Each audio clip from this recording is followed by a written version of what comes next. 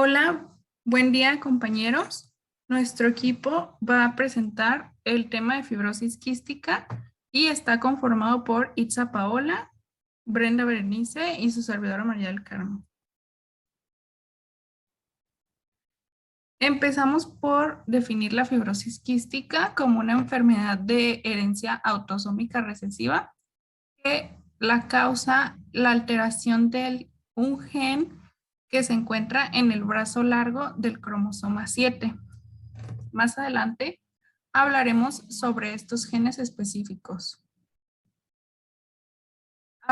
Profundizando más en la herencia autosómica recesiva, es un patrón de herencia clásico donde dos portadores no afectados le pasan los genes a su descendencia y hay una posibilidad de 4 de que uno de sus hijos sea un portador afectado aún cuando los padres no lo eran.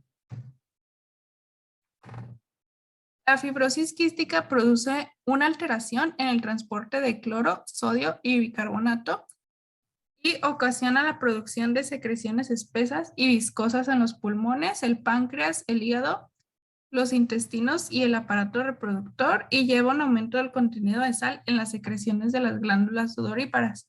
Aquí podemos ver un ejemplo. Del lado izquierdo está una persona normal y del lado derecho como se vería una persona con fibrosis quística. Dentro de los órganos afectados tenemos los pulmones, el páncreas, el intestino, los aparatos reproductivos y las glándulas sudoríparas. Esto se ve afectado debido a la excesiva viscosidad en las secreciones de las glándulas exócrinas y debido a esto hay una producción excesiva de moco y este se puede encontrar también en la sangre, como lo vemos en esta imagen.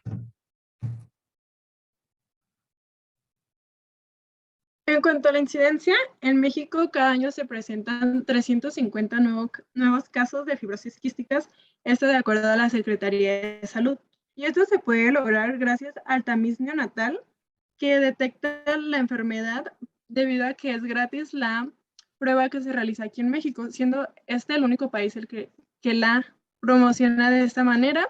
Y el nombre de esta prueba es el examen del tripsinógeno inmunorreactivo, o también es conocido como la prueba de talón. Y es muy importante realizar esta prueba al nacimiento de los niños debido a que nos permite detectar la enfermedad incluso antes de que se presenten los primeros signos y síntomas. Siendo esto muy importante debido a que en los primeros 28 días del nacimiento son fundamentales para detectar la enfermedad y brindar un tratamiento integral, generando así una mayor calidad de vida en los pacientes.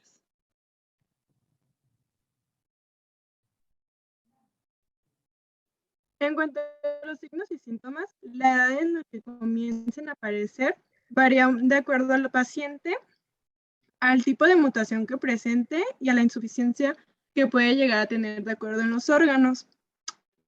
Pero aún así se llegan a caracterizar ciertos síntomas en mayor cantidad de acuerdo a las ciertas etapas de la vida, como es en el nacimiento o incluso en el útero. Se comienza a presentar obstrucción intestinal secundaria a ileón meconial o con ictericia, siendo muy infrecuente que se presenten sintomatologías respiratorias.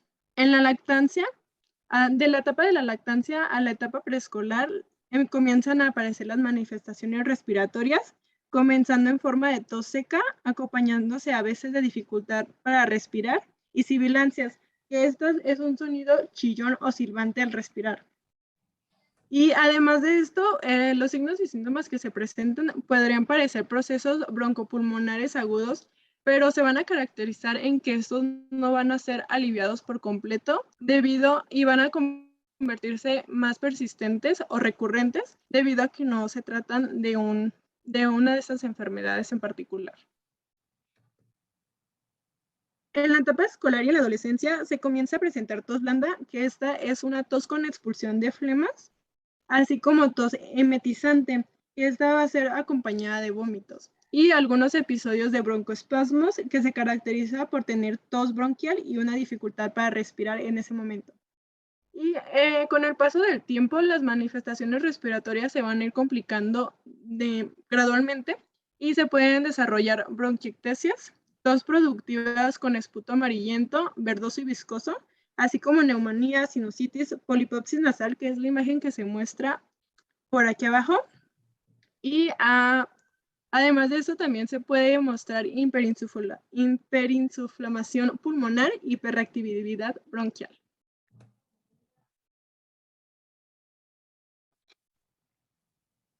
Y bueno, ya un poco más resumido los signos y síntomas que vamos a poder estar observando en la exploración habitual, va a ser tos, rinorrea, que esta es el goteo nasal, cefalea principalmente en adultos y adolescentes, una respiración oral debido a la dificultad para respirar por la nariz debido a las mucosas, y esto va a ocasionar también una deformidad facial debido al ensanchamiento de la raíz nasal, como se puede observar en la imagen.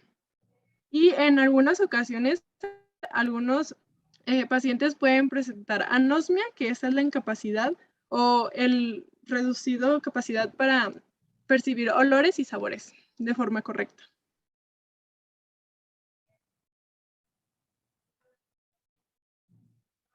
En cuanto a la fisiopatología, ya sabemos que el gen RTFQ es el gen de la fibrosis quística. Aquí nos vamos a dirigir a él como gen CFTR, que viene siendo lo mismo, solo que con sus siglas en inglés. Como ya se mencionó, este gen es el encargado de codificar una proteína transmembrana con el mismo nombre, o sea, la proteína de la fibrosis quística. Esta proteína que se puede observar aquí en la imagen está constituida por 5 dominios.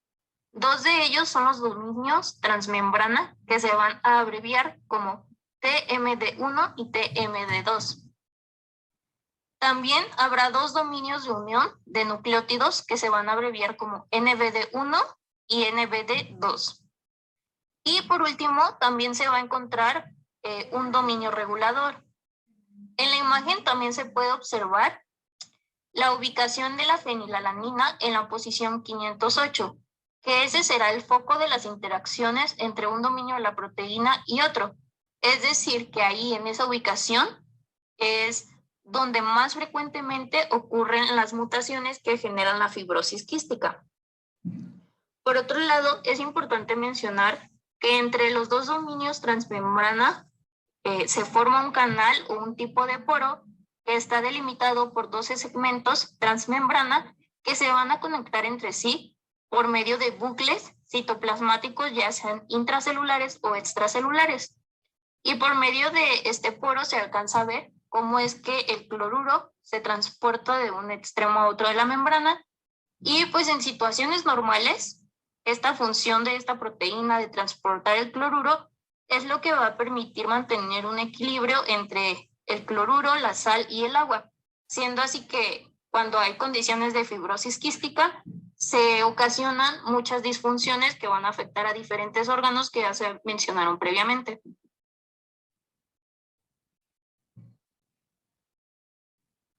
Entonces, dependiendo de la mutación que exista, es la forma en la que se van a clasificar, porque no solo existe la mutación en la fenilalanina, sino que habrá muchísimas más mutaciones que se clasifican de forma diferente. Sin embargo, la mutación en este aminoácido específicamente sí es de los más comunes y de los que más casos de fibrosis quística causa. En la clasificación, pues va a haber de diferentes clases. En la clase 1 se va a encontrar aquella proteína que va a presentar algún defecto de síntesis. Es decir, que la proteína no va a ser funcional. Desde que empieza a crearse, va a ser una proteína que no va a servir y por eso ni siquiera puede salir del núcleo. En la clase 2, las proteínas tendrán un defecto de procesamiento y de tráfico celular. Esto quiere decir que sí se va a formar, pero no de forma correcta. Y pues esto va a impedir que llegue a ser una proteína con una estructura tridimensional y una estructura funcional. En la clase 3 existe un defecto de activación y regulación.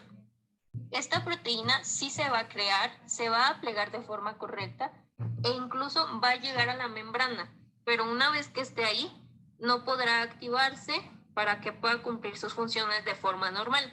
Simplemente no va a servir, va a estar ahí, pero sin hacer nada.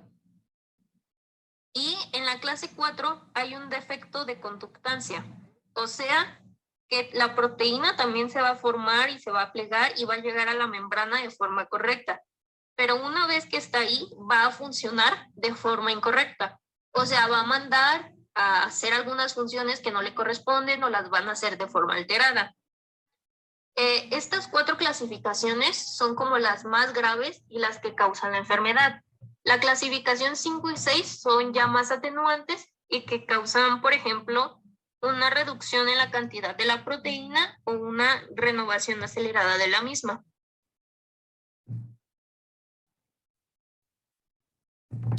En cuanto al diagnóstico, para poder iniciar con un diagnóstico, primero tiene que haber y estar presentes los síntomas comunes que ya se mencionaron, sin embargo, aquí se los volvemos a poner.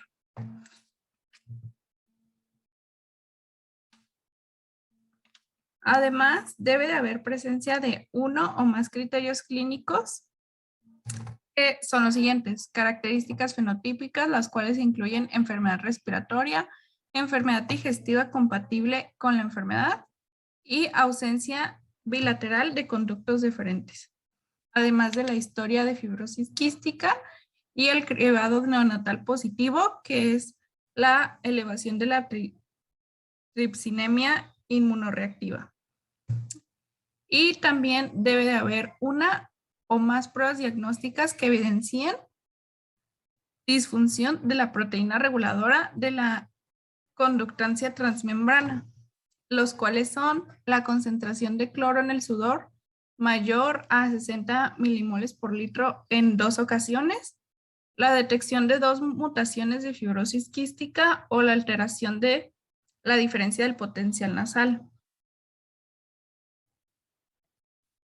En esta tabla podemos ver diferentes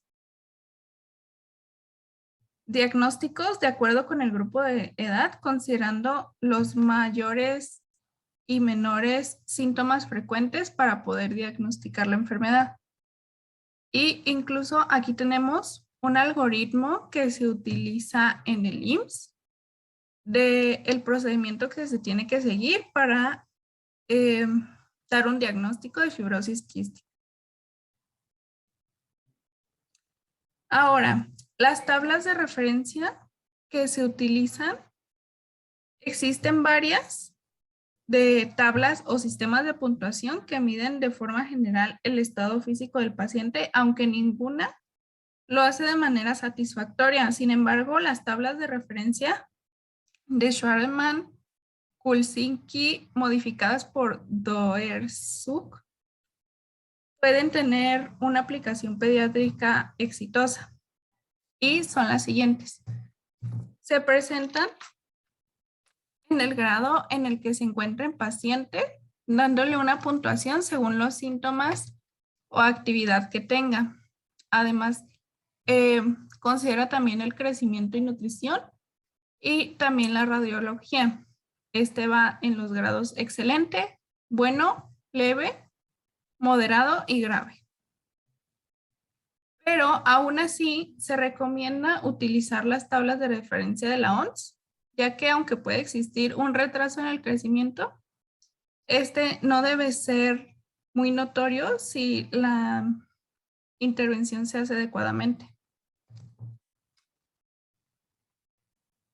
Hablando ya del tratamiento nutricio, sabemos que los pacientes con fibrosis quística pueden presentar un gasto energético incrementado, ya sea por una afección pulmonar, una infección, la inflamación crónica o simplemente por el esfuerzo extra que se requiere para sobrellevar esta enfermedad. Y es por esta razón que sus requerimientos llegan a ser de entre el 120 al 150%, comparados, claro, con los requerimientos de un niño de su edad, pero saludable.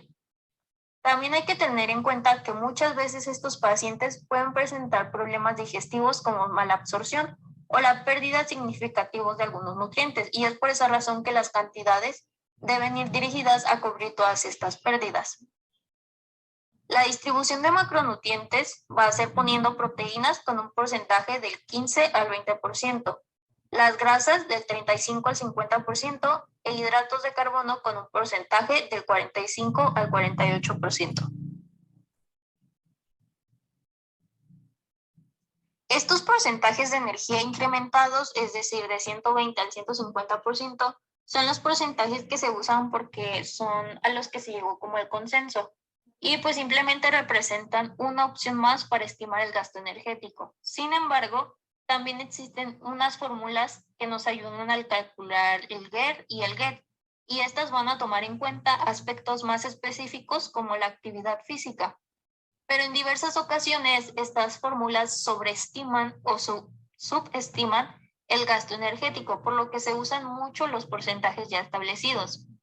Aunque de preferencia la forma correcta sería hacerlo con una calorimetría directa. Y si no se puede, pues ya se emplea cualquiera de los otros dos métodos mencionados, pero siempre tomando en cuenta que el tratamiento nutricio debe ser algo personalizado a las necesidades y situaciones de cada paciente.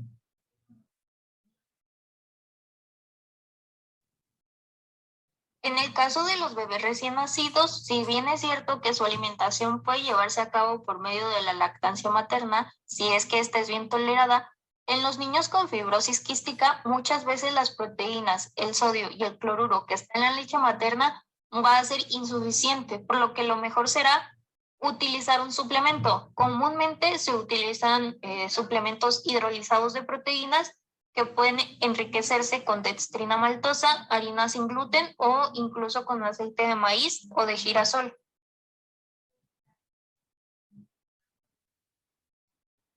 De forma ya más específica, les voy a mencionar algunos puntos que hay que tomar en cuenta. Primero, hay que tener en cuenta que cuando exista una insuficiencia pancreática, deben administrarse enzimas pancreáticas, que esto pues, nos ayudará a prevenir una mala absorción y a prevenir la estatorrea. Otro punto es que el contenido de grasas en el plan alimenticio del paciente será siempre dando preferencia al consumo de grasas mono y poliinsaturadas, y vamos a tratar de evitar dar grasas saturadas y colesterol. Aquí algunas alternativas que pueden funcionar para lograr esto sería dar aceites vegetales y frutos secos. Y también otro punto es que las fórmulas que contienen triglicéridos de cadena media se deben utilizar principalmente cuando exista una colestasis o una insuficiencia pancreática grave. Hablando ya de los carbohidratos, un punto es que siempre se buscará ofrecer aquellos carbohidratos complejos y que aporten fibra, y evitaremos los carbohidratos simples. Esto nos ayudará a evitar la hiperglucemia. Otro punto es que cuando exista una insuficiencia respiratoria grave, los hidratos de carbono se pueden restringir hasta el 30% del aporte calórico total, y pues eso prácticamente nos permitirá evitar la producción excesiva de carbónico.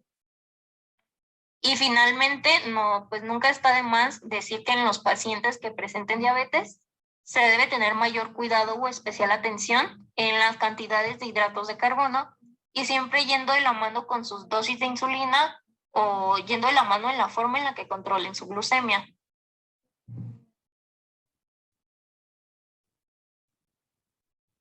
Un punto importante relacionado a las vitaminas es que las liposolubles A, D y E deben suplementarse siempre que el paciente presente insuficiencia pancreática. Ya las dosis a suplementar pues van a depender de cómo se encuentren las concentraciones de estas vitaminas en cada paciente. Especialmente se recomienda de igual forma suplementar con la vitamina E, porque esta sabemos que tiene un poder antioxidante, el cual pues va a permitir ayudar en esta enfermedad. Para que estas vitaminas tengan mayor absorción, también se recomienda que se administren junto a las enzimas pancreáticas y que de preferencia sea junto a las comidas.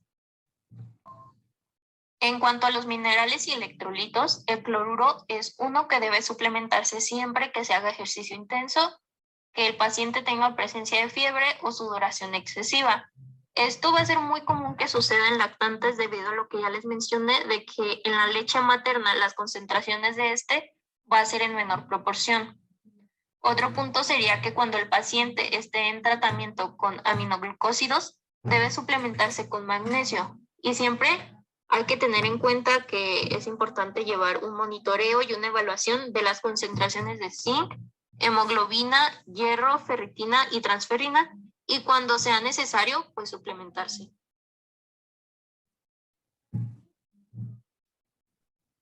En cuanto al pronóstico, este va a depender de las características específicas del paciente, de acuerdo a su cuadro clínico, genotipo que presente, el tiempo de evolución de la enfermedad y su estado nutricional.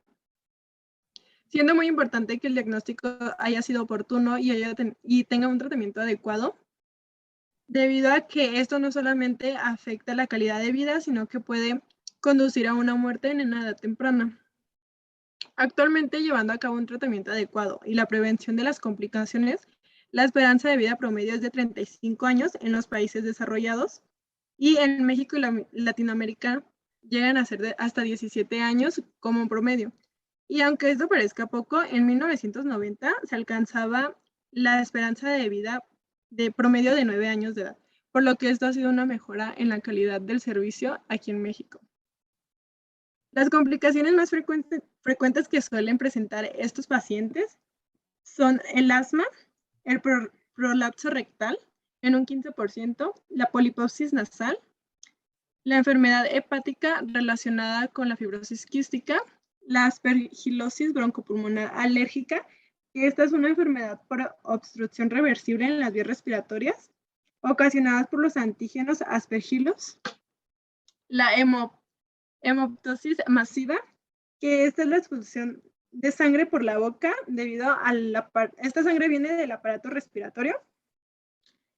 El neumotórax en un 5%, que este es el colapso pulmonar, que es que el aire escapa del pulmón, y la diabetes mellitus, que se puede presentar hasta en el 5% de los casos.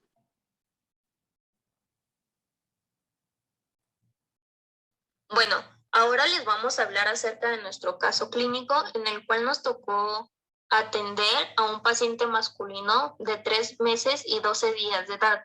Este niño era el menor de 3 hermanos. Sus 3 hermanos se encontraban sanos, solo al momento del ingreso al hospital se les reportó un resfriado común. En cuanto a los antecedentes de salud de su familia, se negaron todos los datos, es decir, ni sus hermanos ni sus padres presentaban alguna afección o enfermedad de importancia.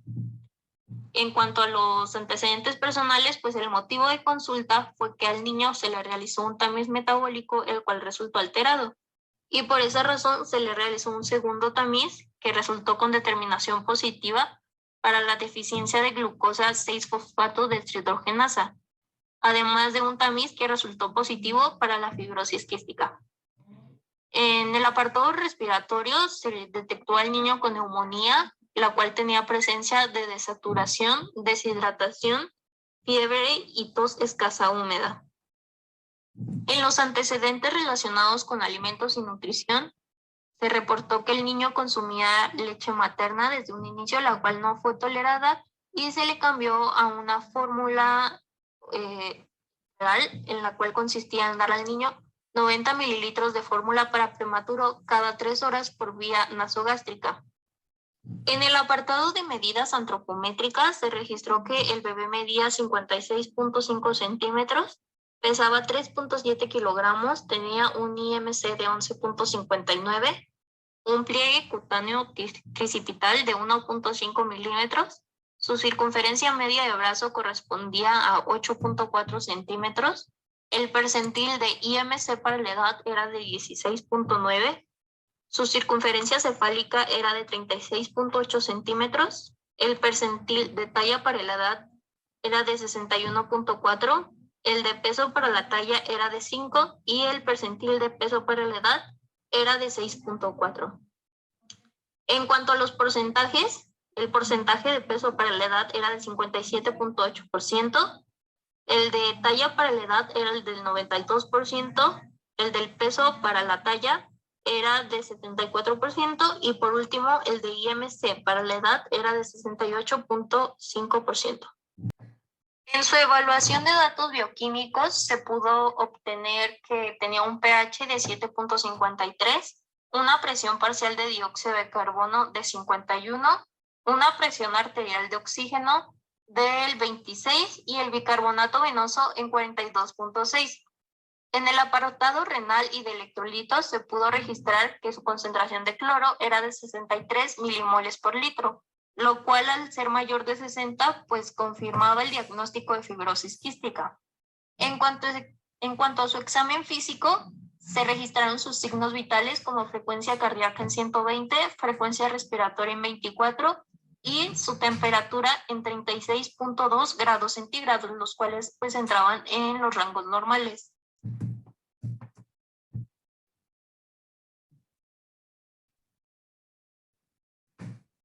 En la siguiente tabla de valores de referencia, agrupamos todos aquellos parámetros que nos parecieron importantes mencionar para que quede un poco más resumido todo. Ahora pasando ya al diagnóstico, nosotras concluimos que este era un bajo peso relacionado a fibrosis quística y evidenciado por el peso actual que fue de 3.7 kilogramos con un percentil menor al 1 y con un porcentaje de 58% de su peso ideal. Es por eso que la intervención fue dirigida a una dieta modificada en energía, aumentada en un 120% del requerimiento nutricional que está dentro de los parámetros de los que requiere esta enfermedad. Y también la introducción de la sonda de alimentación enteral nasogástrica, puesto que estos niños tienen muchos problemas para la deglución y también para cubrir los requerimientos con la sola nutrición de la lactancia, y por eso decidimos hacerlo de esta manera.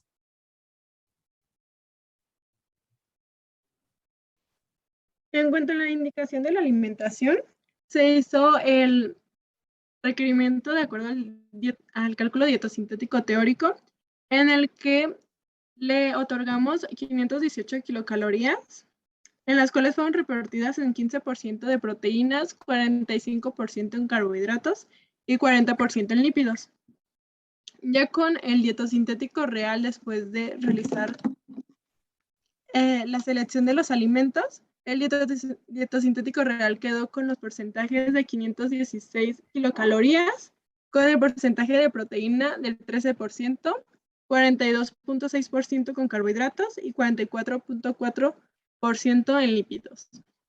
Esto se va a lograr por medio de la vía de administración parenteral nasogástrica, como ya se había mencionado, y por medio de fórmula infantil, la cual se seleccionó la prematuro prenal. Esto debido a que el consumo de proteínas es alto y estas son las que nos ayudan a satisfacer de mejor manera este requerimiento. Siendo así que las cantidades que se van a utilizar van a ser 100 gramos de fórmula láctea y 20 gramos de cereal de arroz para satisfacer de mejor manera los porcentajes de carbohidratos que se habían asignado. Estos se tienen que diluir en agua de acuerdo al 1:1, es decir, la misma cantidad de fórmula láctea que de agua en cuanto a las medidas de la lata, y se debe de administrar en una forma equitativa dividida en 8 tomas. Esto cada 3 horas se va a estar añadiendo la alimentación.